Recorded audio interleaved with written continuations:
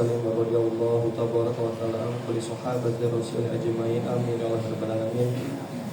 اللهم إنا نسألك سلامة في الدين وعافية في الجسد وزيادة في العلم. Terus ada yang badannya sedang belum nyaman, tapi alhamdulillah kita masih diberikan kekuatan hadir di sini dalam kondisi apapun. Alhamdulillah, Allah lihat bersyukur di segala keadaan. Bapak Ibu, sebenarnya banyak abjad tos lama ya tidak berbicara di depan, biasanya hanya di balik layar, tapi hari ini turun tangan langsung. Kita memang perlu tentang perencanaan berbasis data. Bapak Ibu, kita sudah beberapa tahun menggunakan namanya data rapor pendidikan atau hasil ANBK dari tahun 2021 ya, salah setelah COVID ya, kita yang pertama. Nah, tapi jarang sekali kita yang memanfaatkan hasil rapor tersebut untuk membuat perencanaan. Apakah perencanaannya itu di RKT, RKJM, RKAS, bahkan ke perencanaan pembelajaran dan asesmen. Data ini jarang sekali kita gunakan. Dampaknya apa? Bisa kita lihat. Kualitas pembelajaran tetap segitu, hasil asesmennya tetap segitu. Peningkatan kualitasnya terpantau lambat, sama seperti di sekolah kita. Dipantau kuali selama 8 bulan ya, habis 8 bulan di sini kurang lebih. Itu terhitungnya lambat, padahal saya punya SDM yang Masya Allah luar biasa kompetensinya. Saya punya SDM yang tangguh. Nah, kenapa ini terjadi? Oh, mungkin kita kurang mengacu ke sini, perencanaan kita yang belum matang, perencanaan kita yang seringkali kita hindari. Salah satu sisi naon, modul ajar, RPP, selama ini kita download. Ngajarnya kemana, si administrasinya kemana. Nah, ada juga yang kerja sama, situ kerja, gue nyamain, lu kerja, gue nyamain. Ada juga yang mengharapkan drop-dropan dari salah satu sumber. Padahal sana sekolahnya sama, ya, kelasnya sama, tapi di setiap mata pelajaran itu beda. Kenapa? Kita dihadapkan dengan minat siswa, dengan bakat anak, dengan motivasi belajar mereka. Anak mungkin lebih antusias saat belajar IPA. Kenapa? Kita menyajikannya banyak praktikum, tapi anak akan frustasi ketika belajar bahasa Sunda. Nah, kita jarang menggunakan bahasa Sunda. Itu fakta di lapangan. Anak akan antusias saat belajar PJOK. Kenapa? Mereka keluar ke ruang terbuka. Tapi mereka akan stres, beberapa anak akan stres jika belajar PAI. Nah, mereka belum bisa nulis Arab, belum bisa membaca huruf hijaiyah, atau belum bisa menghafal surat pendek atau doa-doa.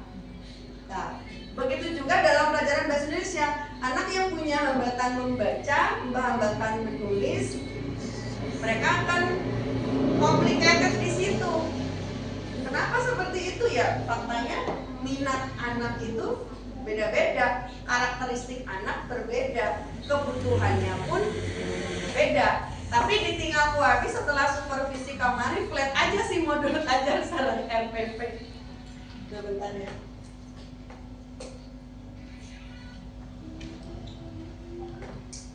The next. Nah, hari ini kita akan belajar tujuan dan deskripsi kegiatan. Sama dengan siswa, tujuan pembelajarannya apa? Setiap kombel pastikan tujuannya jelas supaya bisa diukur sampai di mana pemahamannya. Kita sudah kombel dari September sampai supervisi kamari Februari, tapi hasilnya masih belum signifikan. Masih ada kerjasama, situ kerja gue nyamain, gue kerja situ nyamain. Bukan kerjasama dalam artian duduk bareng membuat ini, membahas ini, bukan. Dan selanjutnya tak kenal maka tak sayang. Makanya kita perlu mengenal apa itu PBD, apa itu perencanaan berbasis data. Dasar hukumnya kumaha, cara melakukannya atau tekniknya kumaha. Kemudian kita akan belajar menganalisa rapor pendidikan. Selanjutnya kita merefleksi kegiatan Kombel Jawara. Apakah sejawara namanya, segarang tercantumnya di PMM atau di ruang GTK atau kumaha. Dan ada penyusunan program Kombel.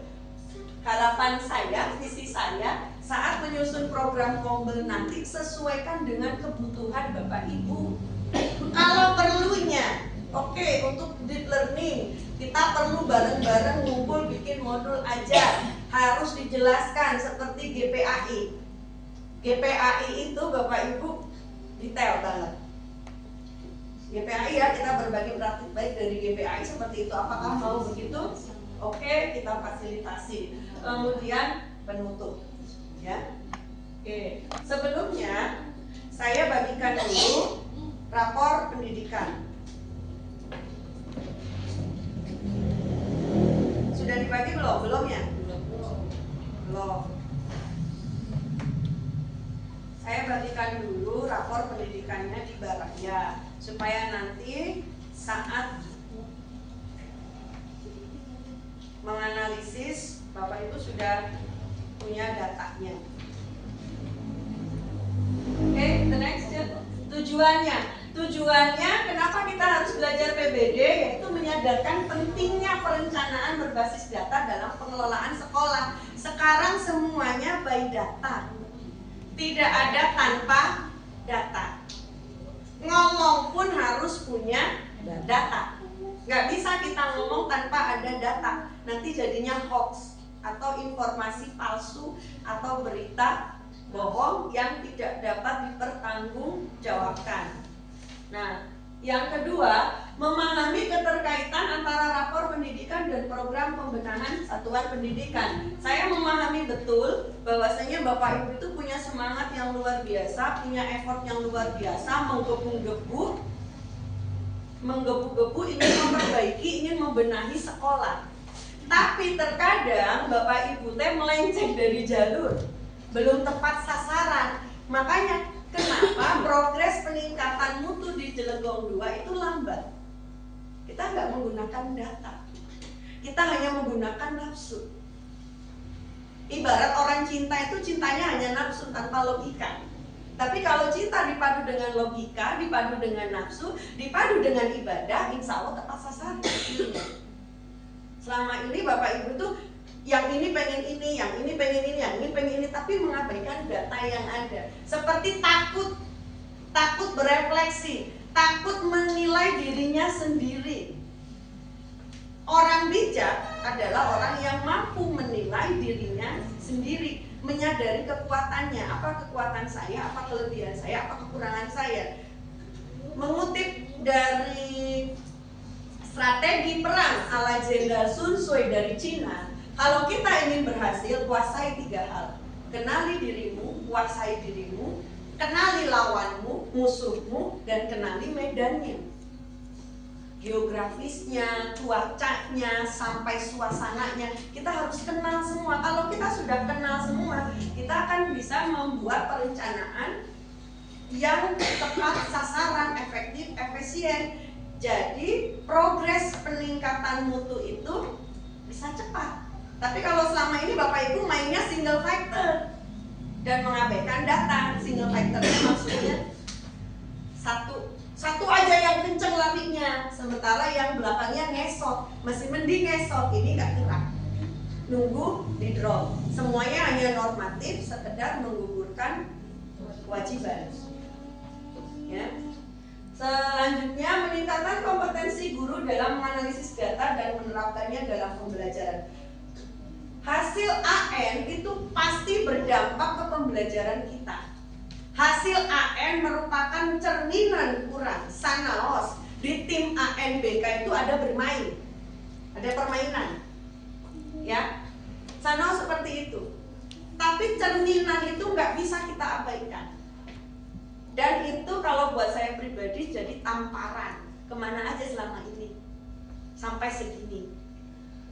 Nah, jangan bangga dulu dengan hasil yang hijau semua. Setelah didetailing ternyata ada PR.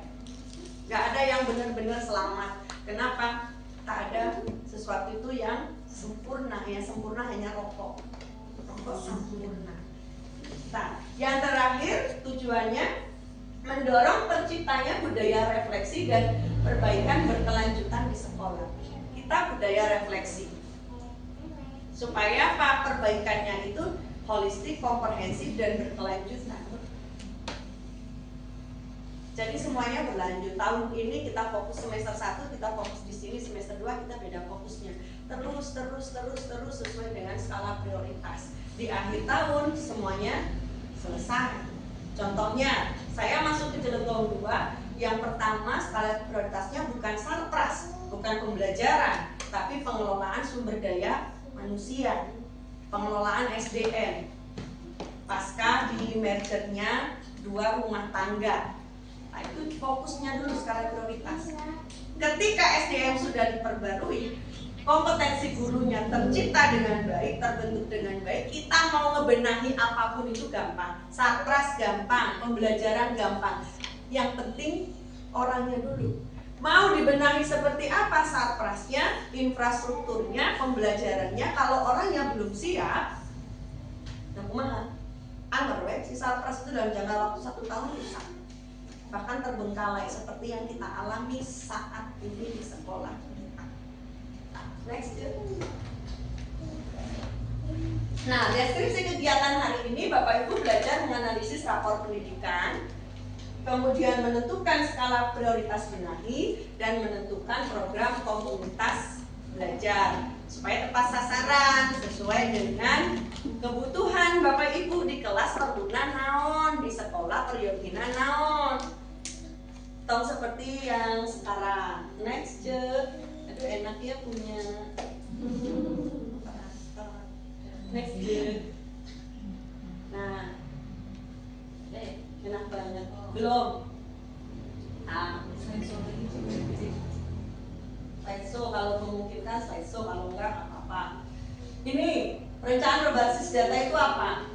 Proses perencanaan kebijakan dan keputusan strategis didasarkan pada analisis data yang akurat, relevan, dan terkini, yang terbaru. Yang menyusun skripsi kan pernah menganalisis ya, walaupun kita menggunakan SPSS aplikasi ya. Nah, kemudian dengan menggunakan pendekatan ini, data sebagai dasar dalam merumuskan program pembelajaran, peningkatan mutu, manajemen sekolah, hingga pengambilan keputusan terkait pengembangan guru dan siswa. Jadi dari sini bisa kita simpulkan betapa pentingnya data itu. Bapak Ibu punya nilai siswa? Punya. Analisis selama ini dibawa kemana? Hanya untuk melihat siapa remedial, siapa pengayaan. Tapi apakah pernah Bapak Ibu menganalisis di nomor berapa anak kesulitan menjawab? Apakah soalnya yang terlalu tinggi grade-nya, atau siswa yang belum memahami, atau cara mengajar kita yang belum bisa memfasilitasi mereka? Kata dari nilai siswa, pernahkah dianalisis seperti itu? Ada yang pernah. Pernahkah langsung diperbaiki dalam pembelajaran? Ada kumaha mood. Kalau saya lagi mood diperbaiki, kalau enggak, mungkin sana enggak ada gitu. Nah itu, ya. Berarti kita di sini kesulitan menentukan skala prioritas. Tuh kesulitan kita. Kita teh masih bingung seiring bertumpuknya tugas, kerjaan, menyusun skala prioritas teh bingung. Mana yang harus saya kerjakan terlebih dahulu, mana yang harus saya fokuskan terlebih dahulu. Jadi kita banyak terdistraksi, kan terdistraksi ku teman. Hari dengan babaturan masa raos, akhirnya kerjaan kita teh dari rumah, dari sekolah dibawa ke rumah, di rumahnya anggar kayak gitu. Bawa dari ke sekolah, di sekolah anggar kayak gitu. Bawa dari ke rumah, hanya ditentang-tenteng doang, tapi dieksekusinya nggak ada. Karena seperti itu. Dan kita senangnya SKS, sistem kebut semalam. Nah, ini nanti kita rubah pelan-pelan budaya itu. Next, just. Mengapa sih harus PPD? Melalui PPD itu dapat mengidentifikasi kebutuhan nyata. Apa yang kita perlukan, jadi nggak di awal-awal, nggak cuma mimpi doang, tapi kita dihadapkan langsung pada realita. Oh, anak-anak saya perlu ini, anak-anak saya perlu ini, sekolah saya kedah kia. Nyata, realita, praktik langsung, learning by doing. Bukan cuma teori doang. Terus mengukur kinerja sekolah. Kinerja itu terukur semua. Sebagai kepala sekolah, saya nggak akan memberikan nilai kinerja di bawah standar. Semuanya di atas standar, sesuai dengan Bapak Ibu dan Bapak Ibu mah keren, hebat, keren. Saya nggak memberikan nilai kinerja yang kecil. Tapi di situ saya juga menuntut effortnya dong, pembuktiannya dong. Harus ada pembuktian. Cinta itu nggak akan bermakna kalau tanpa pembuktian. Seperti lagunya Maudy Ayunda, untuk apa cinta tanpa pembuktian? Akhirnya hanya jadi kata-kata doang. Kan seperti itu. Kemudian pengambilan keputusan yang tepat sasaran. Eksekusinya Bapak Ibu kerjanya itu tepat sasaran. Kenapa saya sering bawel? Ayo perencanaannya mana? Perencanaannya mana? Perencanaannya mana? Ajukan. Saya ingin merubah pola pikir Bapak Ibu, merubah budaya. Bukan kumaha uke, tapi uke kumaha. Kita terbiasa sistematis. Kita harus membiasakan diri sistematis. Semua regulasi, semua pelaporan kita diadakan pada sistematika, sistematis, berurutan, perencanaan. Kalau mungkin melihat saya, Bapak Ibu, saya orangnya kaku, sistematis banget sih. Harus sesuai realnya. Nah, itu kebiasaan yang baik dan benar. Kenapa? Karena yang baik itu belum tentu benar. Sementara yang benar pasti baik dan harus dibiasakan. Yang terakhir, meningkatkan akuntabilitas. Semuanya bisa dipertanggungjawabkan. Kenapa? Terpercaya. Bisa dipertanggungjawabkan.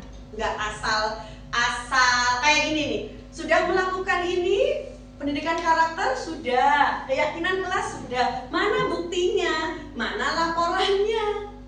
Hanya cuma kesepakatan kelas doang. Sementara report bulanan, mingguan perkembangan anak tentang karakter itu, tentang penanaman pembiasaan nggak ada. Itu yang sering dialami oleh guru. Saya pun dulu begitu. Sama. Di administrasi sekolah itu ada program pembiasaan. Ada. Di administrasi sekolah itu ada program pembiasaan. Nah, itu nanti dicek saat akreditasi, saat supervisi. Alhamdulillah kemarin supervisi aku Pak Haji Atik karena almarhum Pak Ujang. Coba Bu Mary, saya Cibodas 2 itu pasti habisnya Bu Mary. PKKS pun kalau Bu Mary selesai, saya juga selesai. Ditanya detail, ini pembiasaannya mana? Ditanya ke guru-guru, dicek laporannya mana. Nah, itu pendidikan karakter ya. Kalau kemarin kita P5, sekarang jadi P7, jelang P7 sekarang. Nah, diharapkan dengan PBD itu bisa ini terpenuhi semua empat-empatnya. Next saya. Nah, peran GTK. GTK itu user, pengguna data. Pemerintah nggak cuma ngasih, kalau dulu kita kenal rapot mutu. Sebelum ada AN kita kenal rapot mutu, tapi rapot mutu teh guru teh nggak tahu. Guru nggak tahu rapot mutu.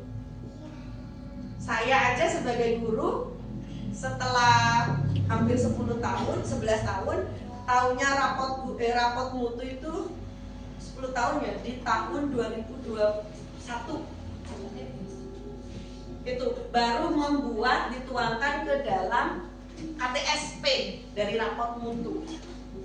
Setelah naik kepala sekolah, oh jadi tahu harus RKJM, RKT, RKAS, baru KTSP atau KSP. Setiap saya datang ke sekolah, yang saya cek pertama adalah KSP-nya dulu. Kayak kesini kan pertama kali kesini saya cek RKAS-nya dulu. RKAS-nya ada enggak? Pengeluarannya sampai mana, laju anggarannya kumaha, kemudian KSP-nya ada enggak? Ternyata belum punya KSP. RKAS-nya ya seperti itu, ya sudahlah kita benahi bareng-bareng.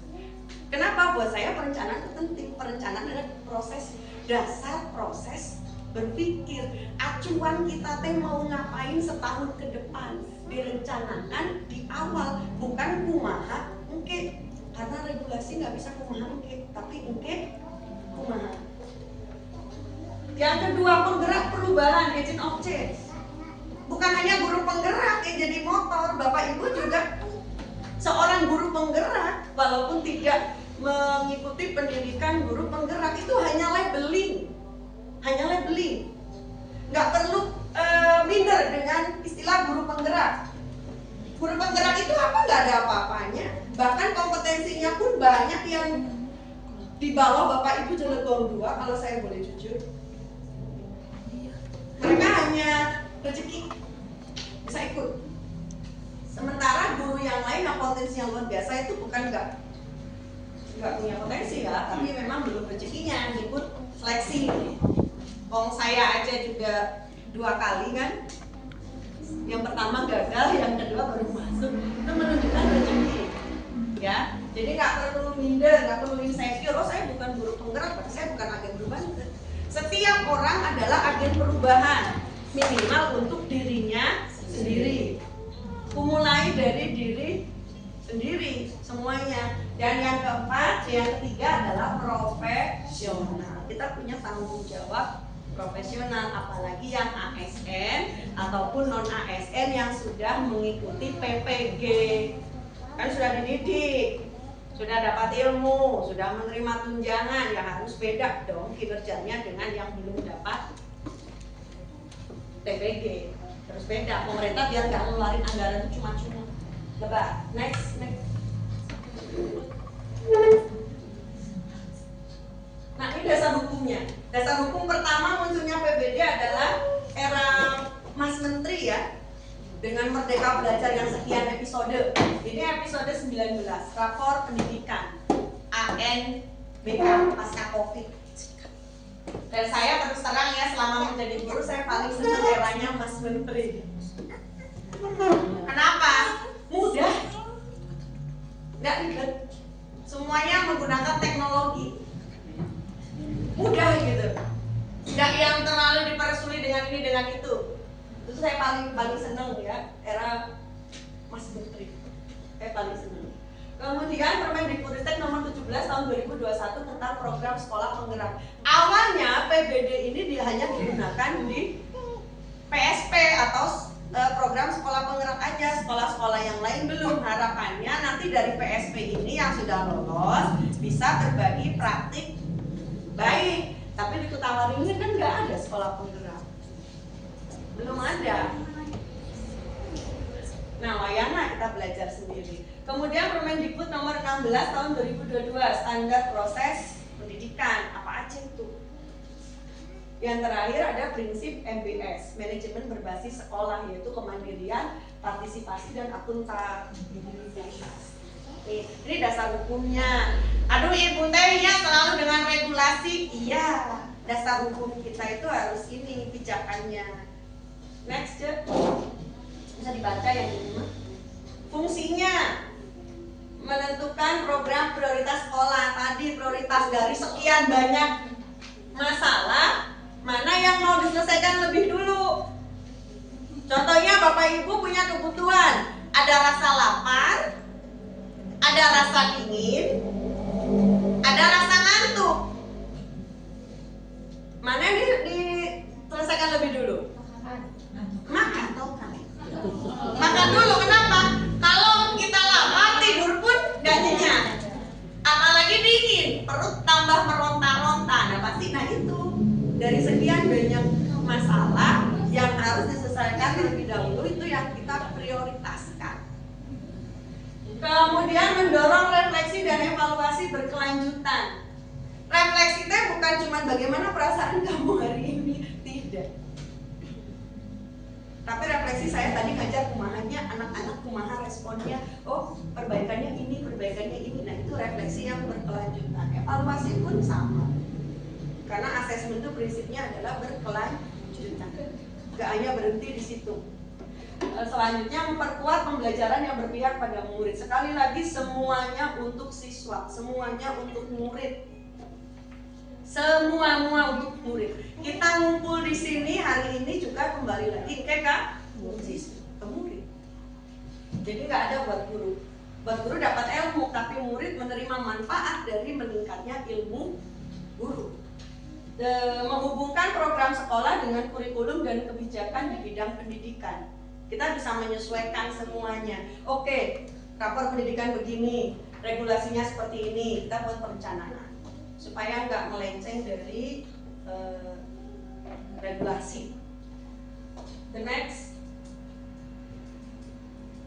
tekniknya ada pengumpulan data. Datanya apa saja nanti kita cek. Ada analisis data. Kemudian ada identifikasi masalah dan prioritas. Di rapor pendidikan nanti Bapak Ibu akan ketemu dengan menu benahi, kemudian menu skala prioritas. Itu ada. Kemudian penyusunan rencana tindakan, actionnya. Actionnya apa? Cinta. Bapak Ibu mengklaim saya cinta anak-anak, semua ini demi anak-anak, tapi nggak ada bukti nyata ya. Buat apa? Saya nggak perlu banyak omong, saya perlu kinerja. Kalau saya orangnya begitu. Saya nggak perlu orang ngomong saya cinta anak-anak, saya berjuang untuk sekolah ini, enggak. Nonsense semua kalau nggak ada realita. Yang diukur kita itu kinerja, action, aksi nyata. Kalau banyak omong, jangan jadi guru. Jadilah akademisi. Jadilah di balik meja. Kenapa? Konseptor, bukan eksekutor. Kalau kita konseptor dan eksekutor. Kalau saya terkenalnya konseptor dan eksekutor. Kalau saya konsep-konsep doang, nggak dieksekusi, kapan selesainya? Mulai sekarang, mulai hari ini dan seterusnya, beranikan mengeksekusi. Semua konsep yang Bapak Ibu punya, perencanaan Bapak Ibu punya, eksekusi. Aksi nyatanya, actionnya. Kemudian ada implementasi dan pemantauan. Setelah kita buat rencana tindakan, kita implementasikan, dipraktekkan, dan kita pantau. Bisa oleh rekan sejabat, observasi, sharing, diskusi. Daripada ngegibah ke para rubuh, ya ibu-ibu kan gitu.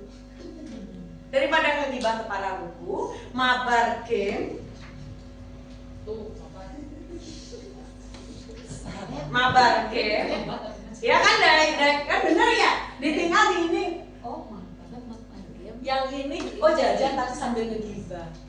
Yang ini scroll TikTok, yang ini scroll Shopee. Nah sekarang diganti hari Jumat atau hari Sabtu pramuka sambil nunggu DHE, saling sharing dengan rekan. Itu lebih bermakna ngobrolnya. The next ada evaluasi dan refleksi. Setelah kita mengeksekusi, kita melaksanakan, kita memantau, direfleksi sampai di mana prosesnya. Berproses dan berprogres. Jangan cuma ngomong proses, Bu. Progresnya sampai mana? Atuh dah.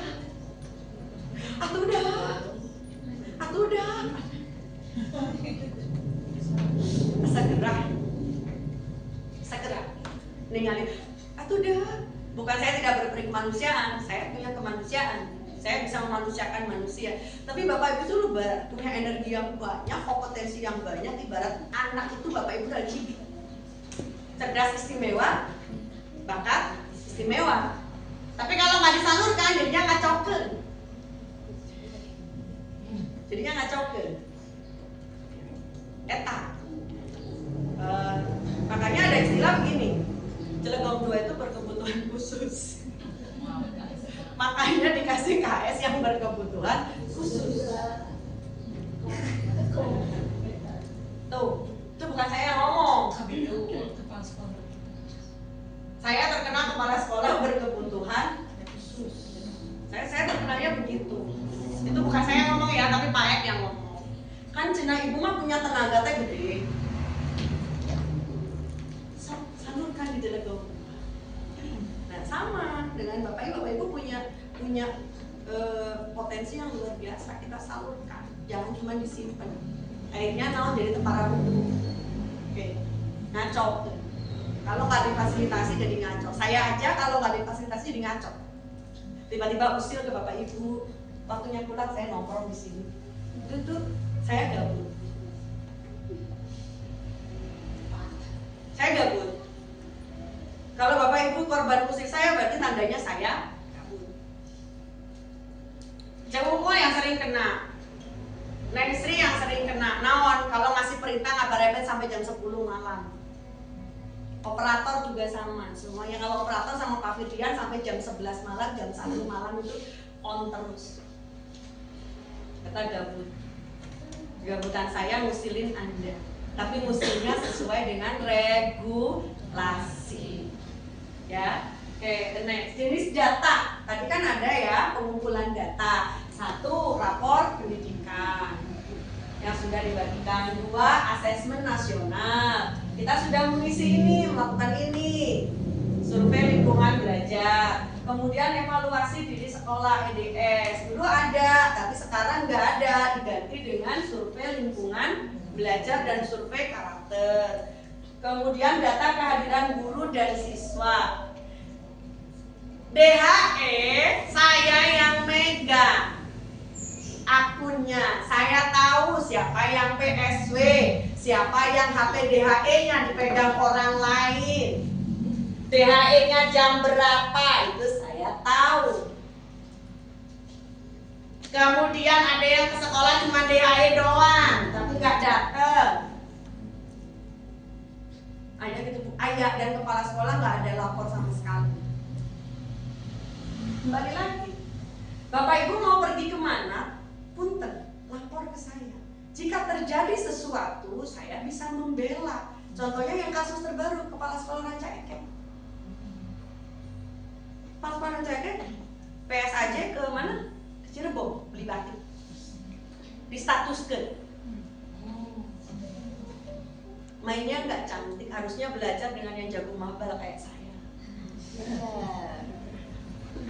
Saya ini jago mabal.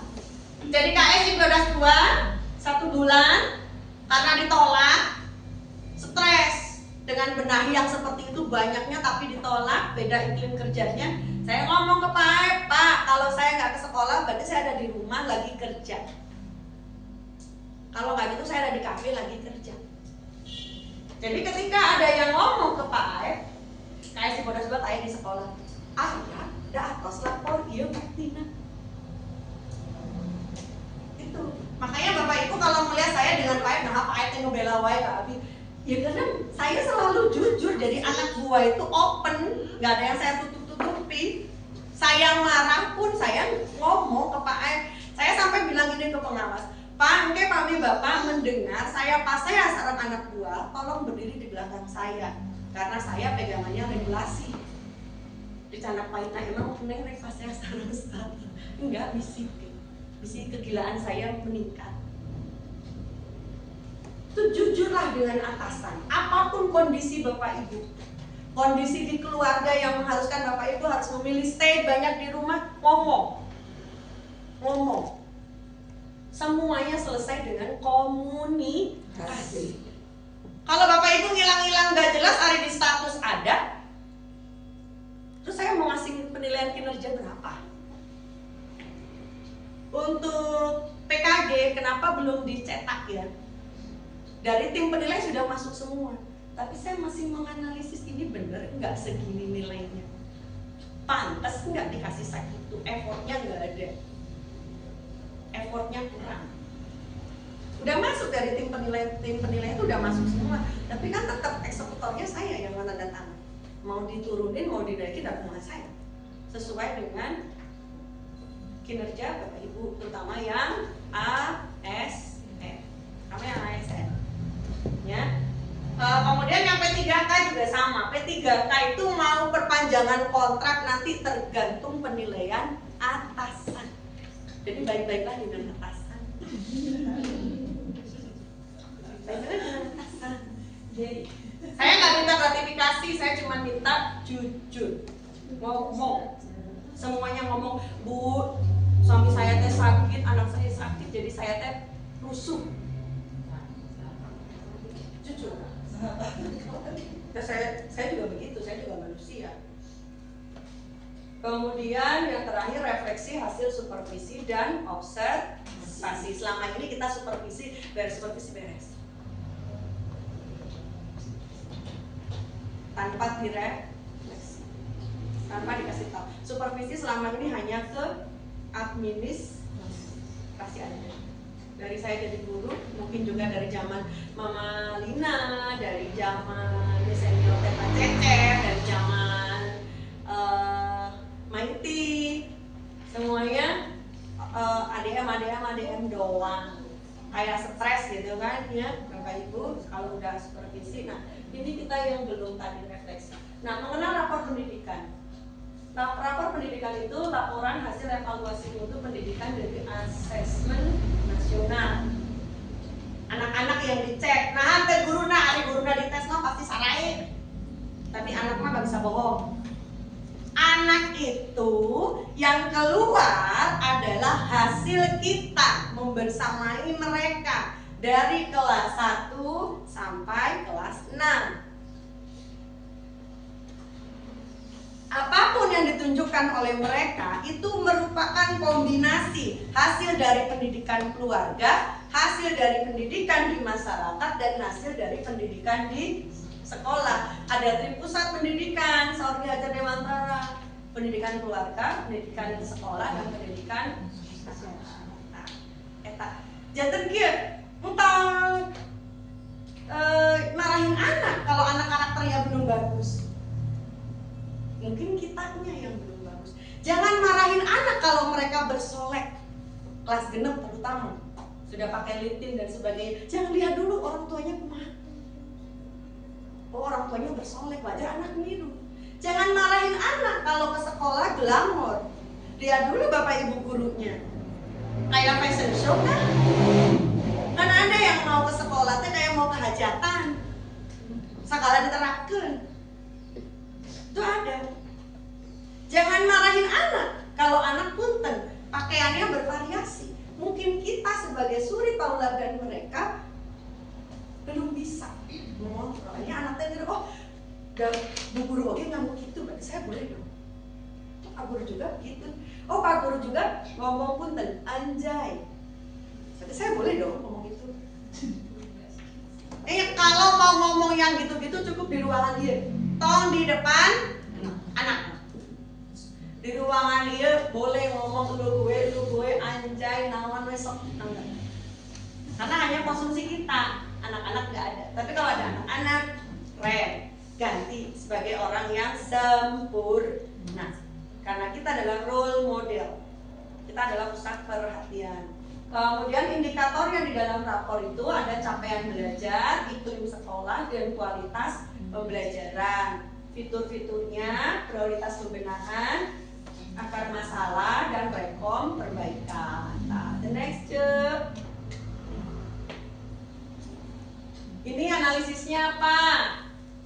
Kita identifikasi dulu indikator prioritas dan akar masalah. Kemudian merancang program yang berdampak. Program banyak tapi belum berdampak. Contoh, di sini kita membentuk tim literasi, tapi yang berjalan hanya leksam doang, yang lainnya belum. Di sini kita membentuk tim inklusi, tapi belum. Di sini kita membentuk tim pendidikan karakter, tapi belum, belum kerja. Belum kerja. Semangat kok. Ya. Terus yang sudah nyata jelas adalah tim media. Itu jelas. Perubahannya signifikan.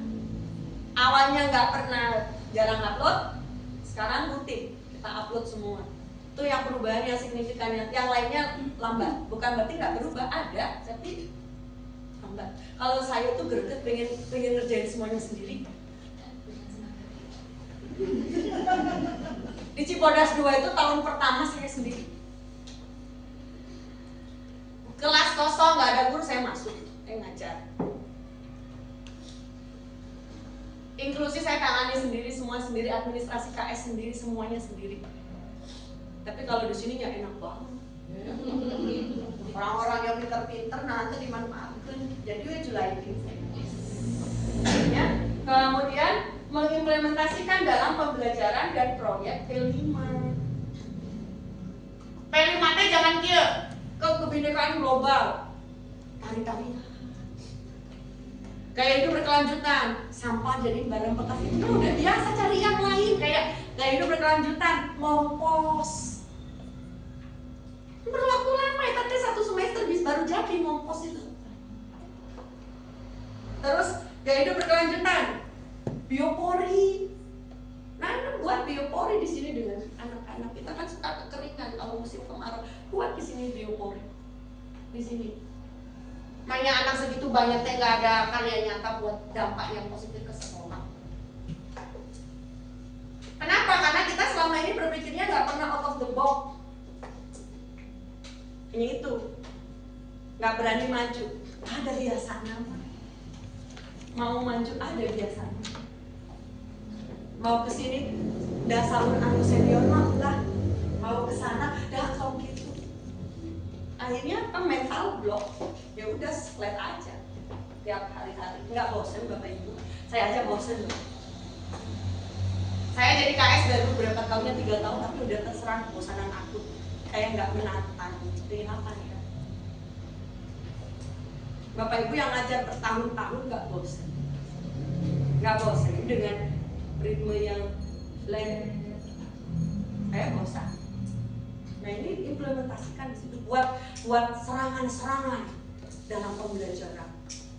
Buat itu semua, dokumentasikan.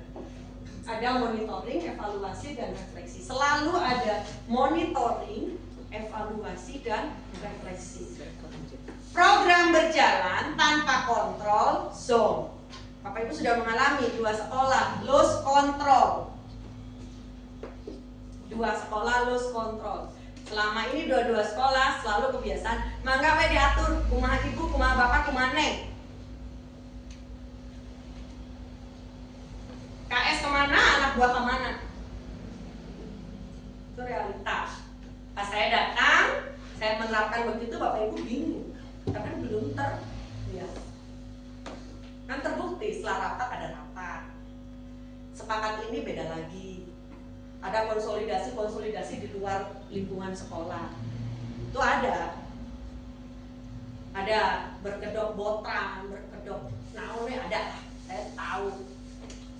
Nah ini tadi monitoring, evaluasi, refleksi, kontrol yang kurang. Ayo sekarang yuk buka semua. Buka di rapor pendidikannya di grup di Baraya yang laptop, buka di laptopnya di Baraya, buka. Punten bisa ditanya rapor pendidikannya.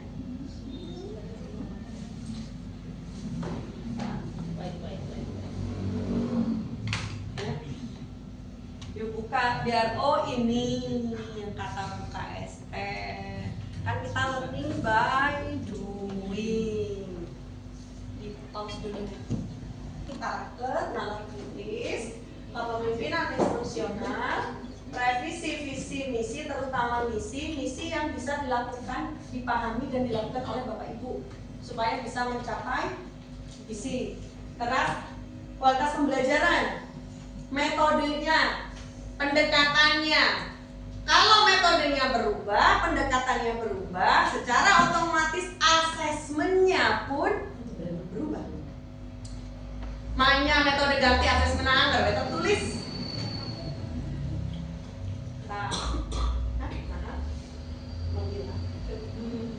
Kemudian literasi, membaca teks sastra.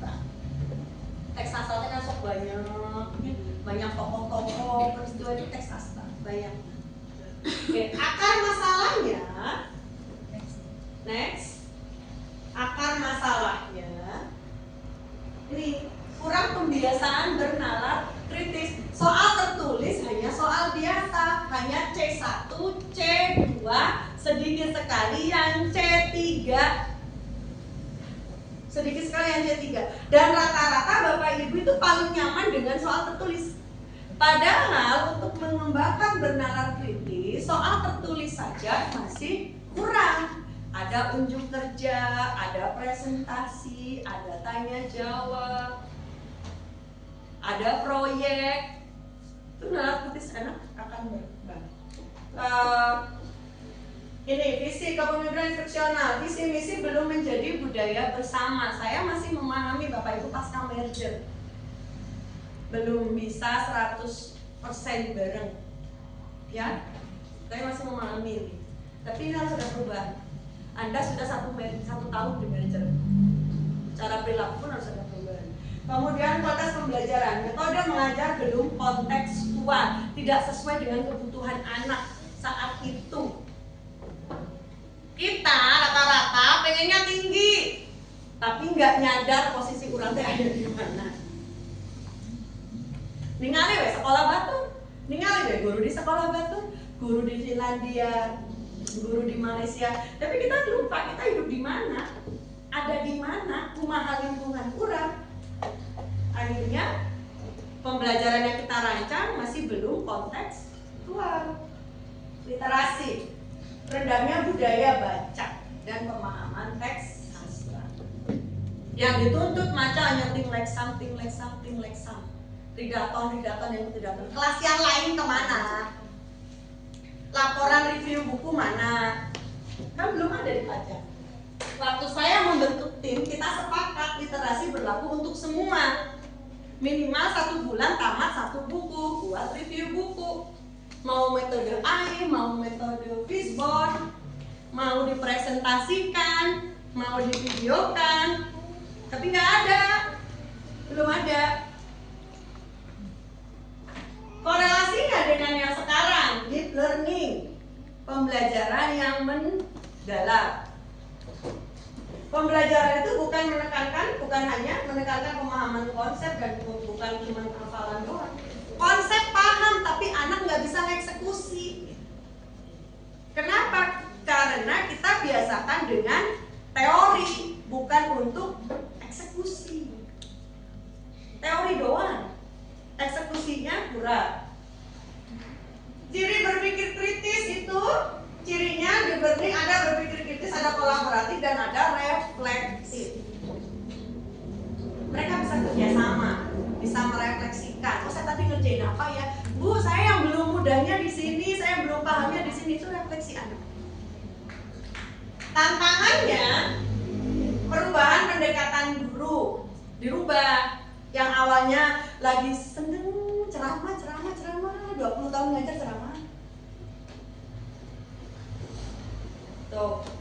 Pelatihan berkelanjutan. Nah, ini yang kita bidik sekarang di Bapak Ibu nggak perlu itu bintek jauh-jauh. Kita aja sesuai kebutuhan. Kalau pengen belajar modul ajar, kemarin kan ada beberapa masukan ya. Ketika saya memeriksa modul ajar tim kelas 1, Bu udah pengen Bu digituin, dijelasin satu-satu. Ayo mangga, silakan dijadwalkan. Saya mengikuti. Matang pamit teh, Tom, ayo kita. Kalau sudah jam 12, kayak alarm otomatis tubuh kita itu langsung pulang. Padahal jam kerja kita sampai 13.30 itu yang shift pagi. Kalau shift siang, jam 15.30. Sekali-sekali atau yang shift siang pagi ngumpul dulu diskusi. Gak ada salahnya. Oh, nanti dampaknya juga kita sendiri yang merasakan.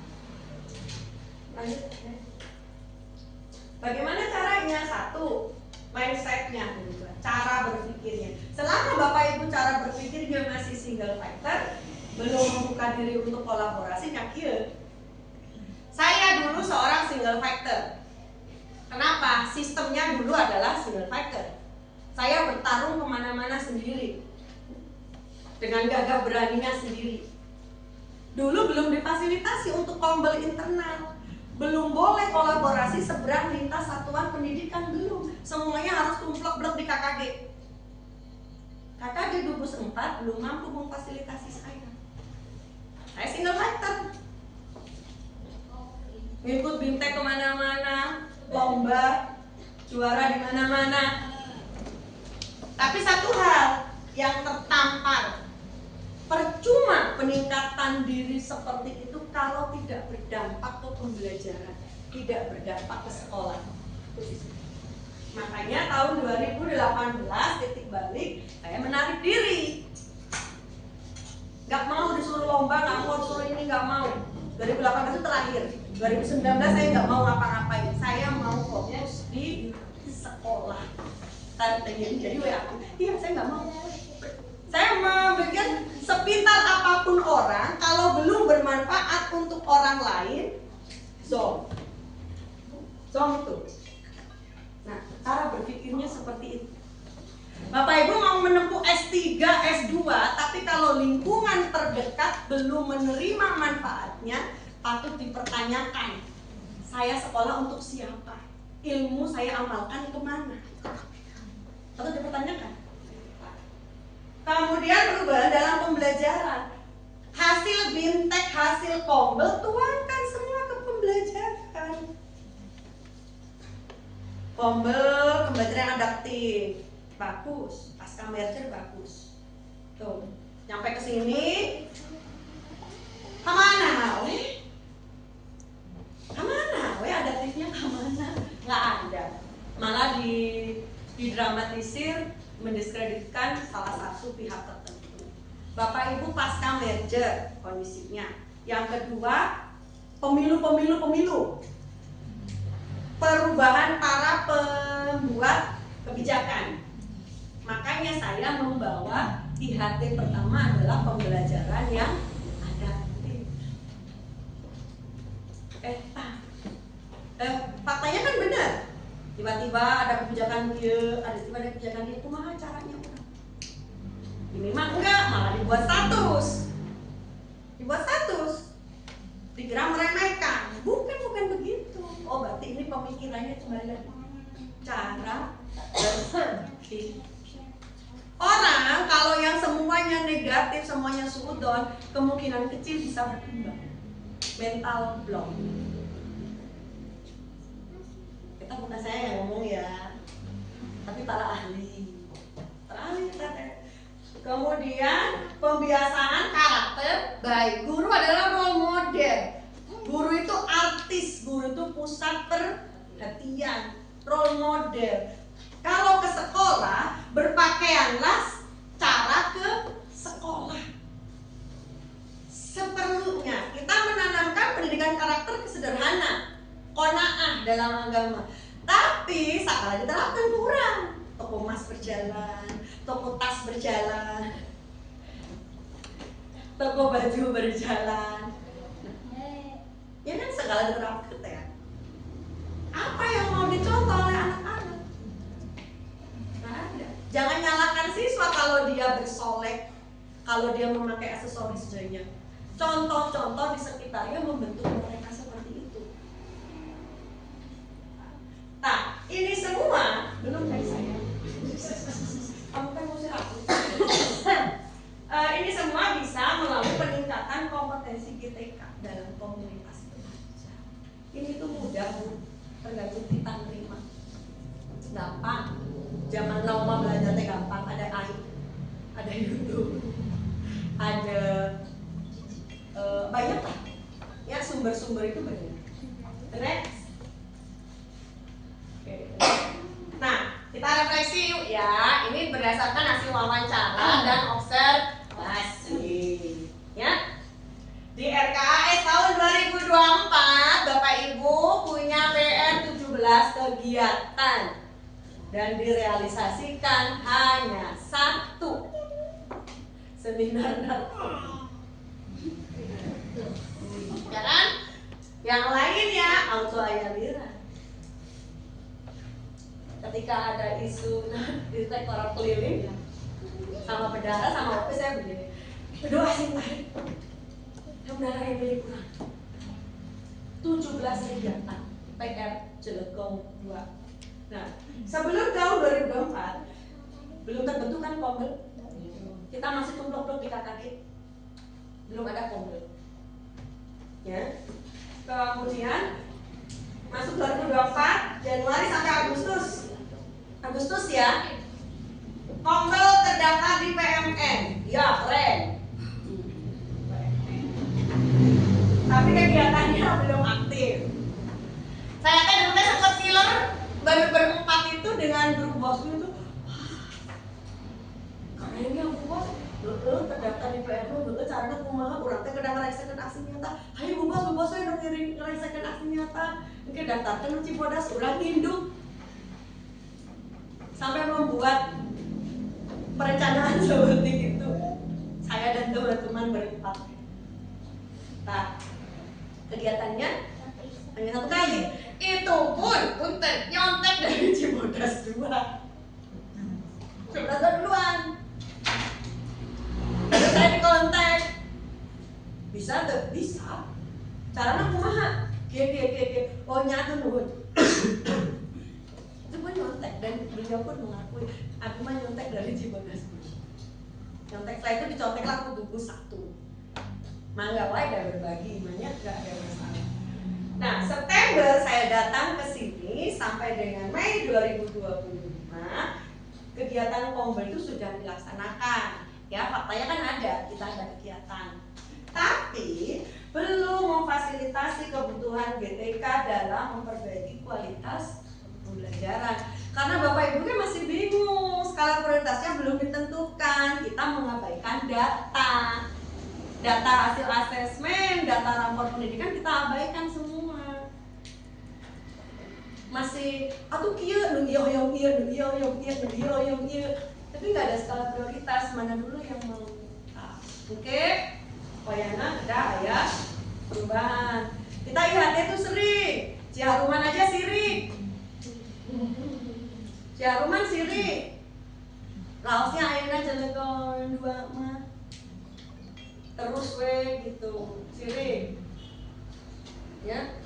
Seperti yang saya bilang, saya datang ke Jelekong 2 pasti situ juga komunitas saya datang. Ikut semua. Bergabung buktinya ada kolaborasi antara satuan pendidikan, Bu Lina, Pak Bagus ngikut beberapa kali proyek. Tapi kan belum baru sekedar ikut, belum dieksekusi dalam pembelajaran, belum. Ya, next. Nah, sekarang saya mau tanya dengan jujur. Menurut Anda bagaimana Kombel Jawara? Saya jawab dengan jujur ini. C. Pak Salman. Pak Salman, kumaha menurut Pak Salman? Saya. Apakah yakin saya? Apakah sudah bisa nggak ada kesulitan menerapkan di pembelajaran? Nah, ini teh punten ya. Kita meminta anak untuk berani berbicara, mengungkapkan pendapat, tapi guru ketika ditanya kebetulan ada teh Abi ya, apalagi yang nanya teh saya anu galak anu judes. Iya, ada apa lagi saya tanya gitu, bingung. Kumaha Pak Salman? Apa sih perasaan Pak Salman kumaha Kombel? Enak bukan makan, ya oke, itu positifnya. Yang kedua naon? Apakah sudah bisa memfasilitasi semua kebutuhan Bapak Ibu? Jawab dengan jujur. Sudah atau belum? Sudah 100%? Belum. Sebagian. Hanya mungkin 10 sampai 20%. Eta pun nembe tarang-tarang. Beberapa sudah mengeksekusi, tapi beberapa masih sudah mengeksekusi.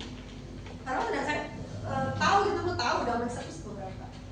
Apalagi ada juga yang beberapa yang kita tuh kayak ditarik ke film hitam putih. Ada di dunia antah berantah. Itu ada yang seperti itu. Tapi kadang-kadang kita juga ditarik ke dunia yang futuristik. sini ya. Karakteristiknya seperti itu Bapak Ibu.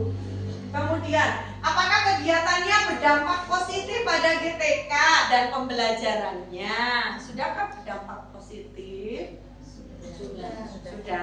Sudah ada gregetnya, minimal mah ada kretek di mana. Ada semangat ya. Orang kobel yuk habis can paham. Tinggal eksekusi. Makanya banyak-banyaklah bergaul dengan saya yang eksekutor. Kemudian yang ketiga, apakah kegiatan kombel itu telah memfasilitasi kebutuhan Anda? Sudah atau belum? Sebagian. Kalau belum semua, selanjutnya kumaha. Ini solusi, ini aksi nyata. Solusinya kumaha.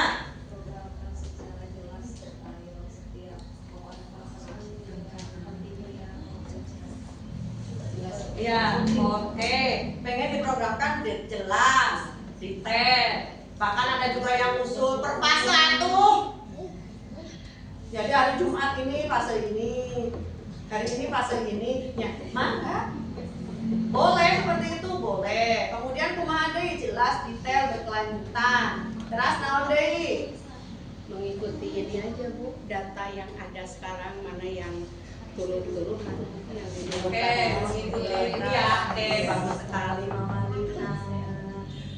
Terus naon deui dari bapak-bapak? Tahu nih nggak saya ini ancam. Amat liuan di ieu teh nya mun ditanya teh nanya ke indungna. Eta ka ieu, eta ka eta. Eta ka ditu. Naras beres sih. Eta. Sakumaha bapak-bapak? Ya sedikit saya menyampaikan. Kumaha Pak Cecep? Tadi mah Pak POV guru P. Apa yang disampaikan tadi oleh Ibu sesuai apa yang di lapangan mengenai kegiatan pembelajaran terhadap PHI. Ya. Saya lihat di tampak ya, banyak sekali siswa yang suka olahraga. Kemudian masalah PHI itu ada kekurangannya itu seperti takut gitu ya. Takut disuruh ngaji. Nah, sudah nulis apa? Kan kemarin ketika ada ujian ada yang tidak hadir Kasih. ketika di tes ngaji gitu. Jadi ada kekurangan dan kelebihan dalam proses pembelajaran. Sepertinya dalam agama tergantung kepada anak. Kalau anaknya itu di rumahnya ngajinya rajin, resep-resep gitu. Ada guru agama itu kalau misalkan Kalau anaknya pas ya, itu yang orang tanya kalau di rumahnya misalkan banyak bermain, tidak pernah jarang ngaji lah gitu ya. Ketika dites sama ada guru agama itu merasa tidak semangat gitu.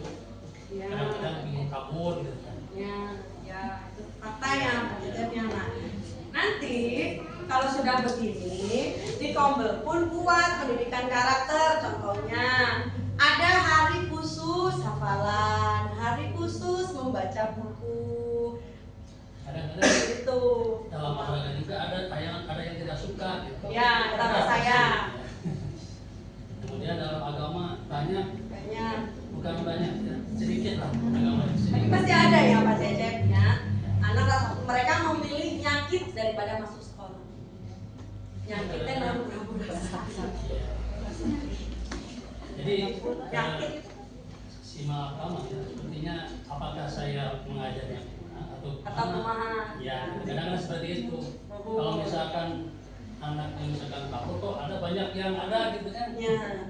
Tapi sebagian kecil gitu ada yang ingin keluar gitu agama masuk itu kendalanya apakah gimana? Nanti kita pecahkan bersama. Nah, harapannya yang tadi ya program itu memfasilitasi semua guru, bukan guru kelas, tapi guru PAI, kemudian juga guru PJOK. Makanya walaupun hari ini tim PJOK belum hadir, saya menyampaikan ke tim pengembang, kasih jatah 2 pertemuan khusus untuk PJOK. Kasih jatah supaya terfasilitasi, bukan berarti tidak hadir, tapi aspirasi mereka tidak kita dengarkan. Kalau GPAI dengan guru kelas ada persamaan, tapi PJOK beda. PJOK beda dengan guru kelas, dengan PAI beda. Kalau PAI dengan guru kelas mirip samanya, tapi kalau PJOK beda. The next. Nah, saat menyusun program Kombel Jawara, khususnya di semester 2 tahun anggaran 2025, ini mengacu pada skala prioritas. Kemudian berdampak positif pada GTK dan pembelajarannya. Dampak positif seluruh mata pelajaran. Bahasa Inggris yang minoritas, bahasa Sunda yang sekilas gampang tapi hese.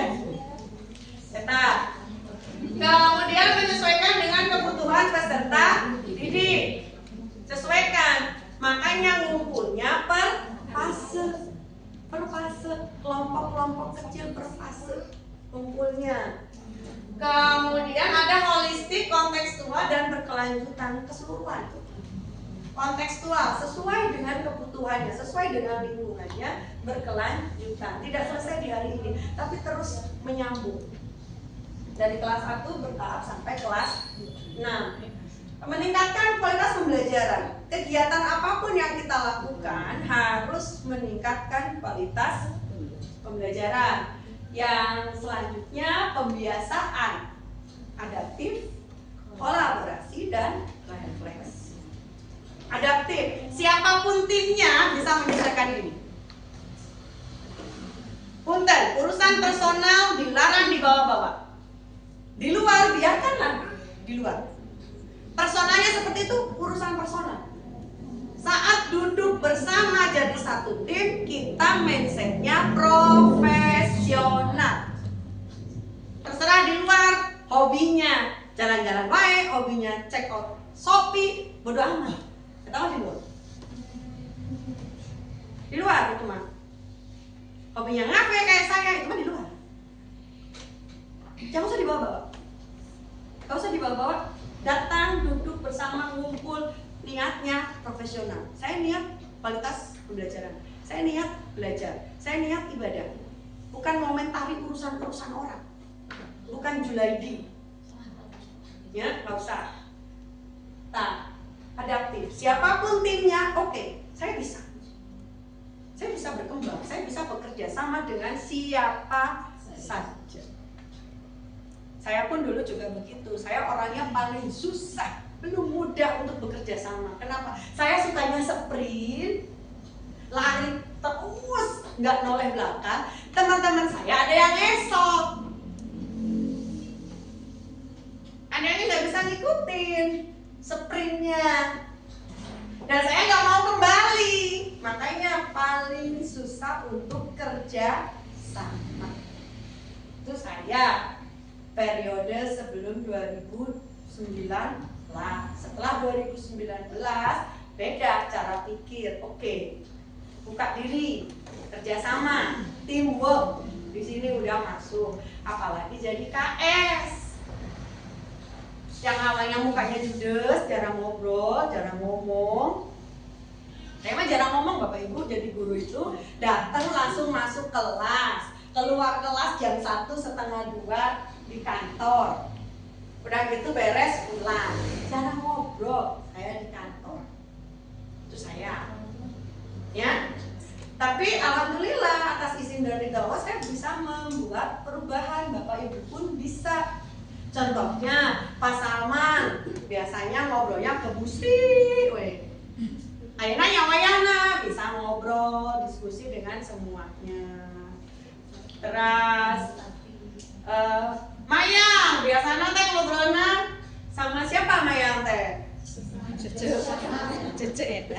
Sarence unggul, asik ya. Sekarang nyawayana apalagi kayak Mayang dan Mbak Sun ini di lingkungan yang baru.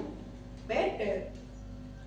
Etanya adaptif. Kolaborasi, siapapun orang itu pasti punya potensi. Walaupun preman, dia punya potensi. Minimal potensi, cara melindungi diri. Nah, maling punya potensi, cerdas, bisa membuka kunci tanpa kunci. Pecandu narkoba itu punya potensi. Nah, setia dengan narkoba. Setia dengan narkoba nih. Potensinya itu. Semua orang punya potensi. Bukan berarti saya nggak bisa apa-apa, enggak. Semua orang punya potensi. Tapi karena kita selama ini menutup diri, jadi kurang berkembang.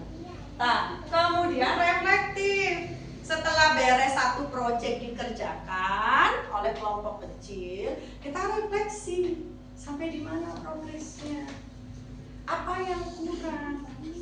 Kenapa di papan yang di kantor ibu-ibu itu ada kan tim teaching, penanggung jawabnya yang ASN, ada kan?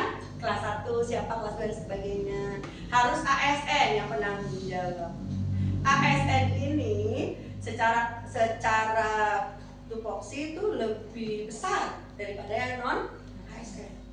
Nah, ASN ini sebagai cuttingnya, koordinator. Nah, ASN ini yang akan membimbing teman-temannya. Kepala sekolah nanti tidak akan mengetok satu-satu, cukup cutting. Sampai di mana? Sampai di mana? Sampai sini mana? Jadi kalau nggak ada lagi yang gini, kelas ini nggak mau ulangan tertulis, kelas ini ada nggak ada, sama, bulat semua, dan direncanakan. Kita persiapan untuk menyusun program di tahun ajaran baru. Siapkan dari sekarang. Nah, kalau sudah seperti itu, sudah ada refleksi, kita jadi tahu sampai di mana. Oh, teman saya kesulitannya di sini. Bareng-bareng beres. Itu saya rasakan Bapak Ibu ya, awal jadi kepala sekolah dengan kondisi sekolah yang seperti itu. Tapi saya punya tim, saya punya komunitas. Enak banget. Administrasi yang 60 buku beres. Beres, selesai. Semua persoalan kita rundingkan.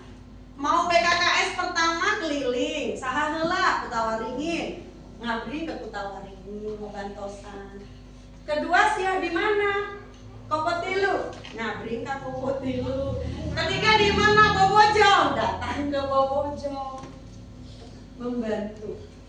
Pas ke Cibodas 2 gak usah datang, udah beres. Gak usah datang, tapi datang wehnya sok mangga datang, membantu nyusun. Itu enaknya punya tim.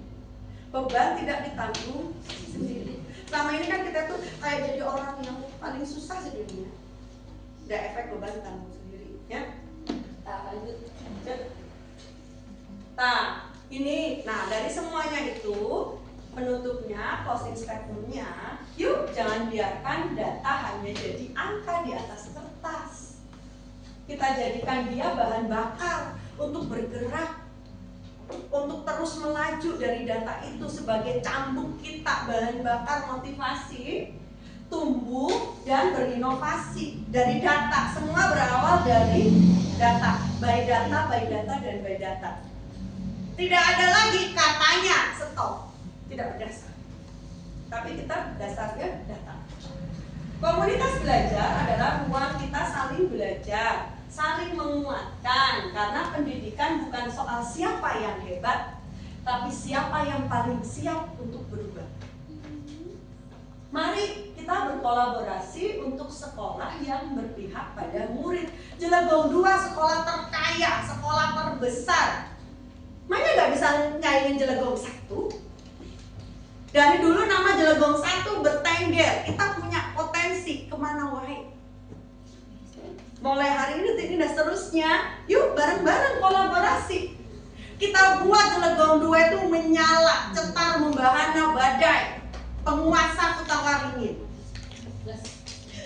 Kita punya itu Bapak Ibu. Jangan khawatir, KS-nya orang gila. KS-nya orang gila. Maksudnya apa? Karena cinta saya yang luar biasa, saya cosplay jadi apapun oke. Saya akan membawa Bapak Ibu. Ayo, bareng, jalan bareng. Semuanya mau sprint ayo, mau ngesot ayo, pokoknya mah bergerak semua. Kita gerak, kita melakukan perubahan. The next Jun. Nah, ngopi pagi sambil membaca. Obrolan hangat penuh makna. Belajar tak harus sempurna. Yang penting terus buka mata. Bergerak bersama satu tujuan. Untuk murid jadi lebih ceria. Data jadi bahan diskusi seruan. Komunitas belajar tempat kita bersua. Ingat ya, prinsip saya 4 As dalam bekerja. 4 As dalam bekerja ini prinsip. Kerja keras, kerja cerdas, kerja ikhlas, dan kerja tuntas. Ya, oke. Bismillahirrahmanirrahim. Atas isi dan ridha Allah, mulai hari ini, detik ini, saat ini, sekarang, dan seterusnya, kita bisa menjadi guru-guru yang luar biasa, yang mampu bergerak, mampu menginspirasi, dan mampu membawa nama Cilegon 2 menjadi cetar membahana badai di seluruh kabupaten. Oke, saya akhiri. Nanti selanjutnya akan dilanjutkan oleh Neng Yeni sebagai tim pengembang sekolah. Terserah ke kumaha carana mangga mendengarkan ke beliau. Nah, wabillahi taufiq wal hidayah. Wassalamualaikum warahmatullahi wabarakatuh. Tepuk tangan untuk kita semua.